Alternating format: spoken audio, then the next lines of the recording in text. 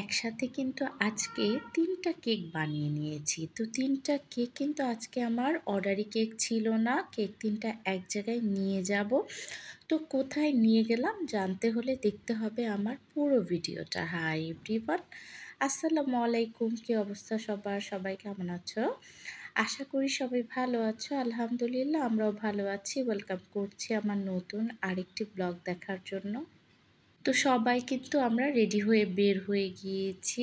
আর তালা দিয়ে তালাটা ভালো করে টেনে না ধরে আসলে আমার কিন্তু শান্তি লাগে না। আর সবসময় আমি তালা দিয়ে কিন্তু আয়াতুল কুরসি সূরাটা পড়ে বাসা থেকে বের হই। তো তোমরাও ট্রাই করবে এই সূরাটা পড়ে বের হওয়ার। আর এই তো আল্লাহর নামে আমরা সবাই বের হয়ে যাচ্ছি। আর লিফটে উঠেই একটা ভিডিও করে নিলাম ৪ জন একসাথে।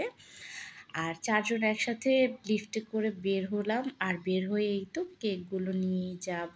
তো আমার বড় রাজকন্যা আর তোমাদের ভাইয়া বাইকে করে যাবে। তো ২ জন বাইকে উঠে গেল। আর আমার ছোট রাজকন্যা আর আমি কিন্তু আজকে রিকশায় করে যাব। আর আজকে কিন্তু প্রচণ্ড গরম ছিল। আমার মনে হয় বছরের সেরা গরমটাই ছিল আজকের দিনটা। আর আজকের এই ভিডিওটা হচ্ছে শুক্রবারের ভিডিও। তো নিশ্চয়ই সবাই ফিল করেছো এই গরমটা। প্রচণ্ড গরম ছিল। এই তো দেখো আমার ছোট রাজকন্যা কিন্তু বলছিল আম্মু প্রচুর গরম। আর এই গরমের ভিতরে আমরা চলে এসেছি আমার বাবার বাড়িতে। আসলে আমার বাবার বাড়িতে আজকে আমার মা সবাইকে দাওয়াত করেছিল। আমরা ভাই বোন একসাথে হব, আমার কাজিনরাও আসবে। তো সবাই একসাথে হব, এর জন্য গরম কিন্তু কোনো ব্যাপারই না, তাই না?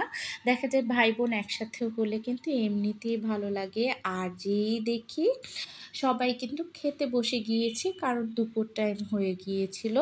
তো তোমাদের ভাইয়া, আমার দুলাভাই, আমার বোনের মেয়ে, আমার মেয়েরা তো সবাই মিলে কিন্তু একসাথে বসে গিয়েছিল। আর প্রচণ্ড গরম ছিল, এর জন্য কিন্তু খেতেও অস্বস্তি লাগছিল সবাই। সবাই ঠান্ডা হলে মনে হয় আরেকটু তৃপ্তি নিয়ে খেতে পারতো। তারপরেও আলহামদুলিল্লাহ সবাই কিন্তু মজা করেই খাচ্ছিল।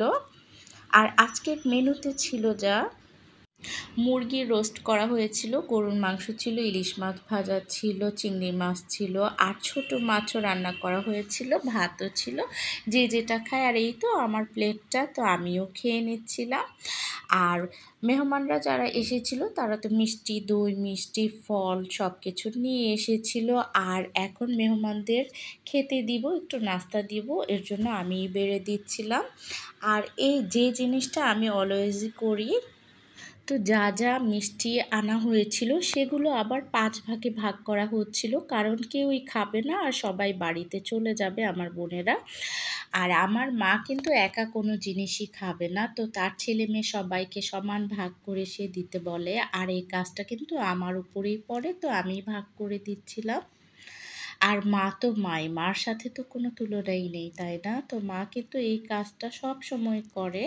বাসায় যখন চলে যাব তো সবাইকেই কিন্তু দিয়ে দেয়, শুধু একজনকে দেয় না। আমার মা কিন্তু সবাইকে একদম সমানভাবেই দেয় সব কিছু। আর এদিকে তো অনেক গরম ছিল। এই গরমে আমি আবার ভাবলাম যে ঠান্ডা ঠান্ডা একটু লাচ্ছি বানিয়ে নিই। তো দই দিয়ে আমি লাচ্ছি বানিয়ে নিয়েছিলাম। তো দইয়ের ভিতরে আমি চিনি দিয়ে দিয়েছি আর দিয়ে দিলাম গুঁড়ো দুধ। আর আজকে কিন্তু আমি হাতে বানাবো, ব্লেন্ডারটা বের করিনি ইচ্ছা করে, কারণ হাতে এভাবে বানিয়ে খেতে কিন্তু অনেকটাই মজা লাগে। তো তোমরা এভাবে ট্রাই করতে পারো, যারা লাচ্ছি পছন্দ করো তাদের কিন্তু ভীষণ ভালো লাগবে। তো দেখো আমি গুঁড়ো দুধ, চিনি ভালো করে ফেটিয়ে নিয়েছিলাম।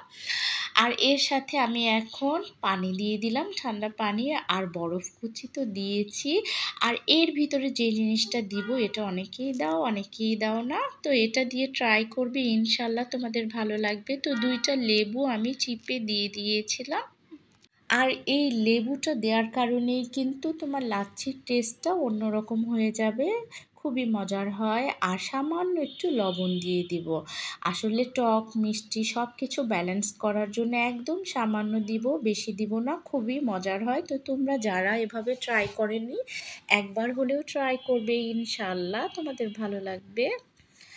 আর এখন আমি আবার সবাইকে সার্ভ করে দিচ্ছিলাম। আর এই গরমে সবাই ঠান্ডা ঠান্ডা লাচ্ছি পেয়ে তো খুব খুশি হয়ে গিয়েছিল। আসলে গরমে যে কোনো শরবতই খেতে কিন্তু অনেক ভালো লাগে, তাই না? আর এর ভিতরে যদি হয় লাচ্ছি তাহলে তো কোনো কথাই নেই। তো গরমে ঠান্ডা ঠান্ডা শরবত খেয়ে আমার ভাইয়ের বউ মুনমুন আবার আমাকে চা বানিয়ে দিয়েছিল। তো আমার ব্লগ যারা দেখো তারা তো জানোই আমি তো চাখোর। তো মুনমুনকে কিন্তু অনেক অনেক ধন্যবাদ, সারাদিন অনেক কষ্ট করে কাজ করার পরও আবার আমাকে চা বানিয়ে দিয়েছিল। তো আজকের ব্লগটা কেমন লাগলো অবশ্যই জানাবে।